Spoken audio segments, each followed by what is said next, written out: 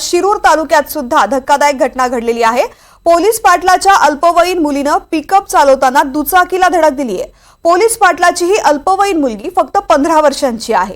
तिनं पिकअप चालवताना दुचाकीला धडक दिली। धडक एवढी जोरदार होती की पिकअपनं दुचाकीला 20 ते 30 फूट फरफटत नेलंय। या अपघातामध्ये दुचाकीवरचा तरुण अरुण मेमाणे याचा जागीच मृत्यू झालाय, तर एक जण गंभीर जखमी आहे। अरण गावामधील पोलीस पाटील संतोष लेंडे यांची अल्पवयीन मुलगी पिकअप चालवत होती। तिच्याबरोबर तिच्या बाजूच्याच सीटवर तिचे वडीलही बसले होते। या प्रकरणी शिक्रापूर पोलीस ठाण्यात गुन्हा दाखल करण्यात आलाय। अविनाश पवार अधिक माहिती देत आहेत। अविनाश, नेमकी काय घटना आहे? तृप्ती, आता आपण पाहतो की पुण्यामधलं हिट आणि रन प्रकरण हे ताजं आहे।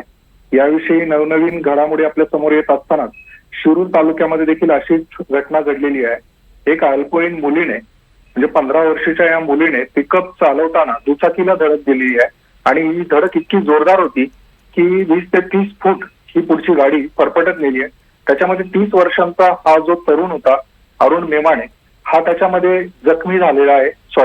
अरुण मेमाणे हा मृत पावलेला आहे आणि महेंद्र भांडे हा जो त्याच्या सोबतचा तरुण होता हा जखमी झालेला आहे।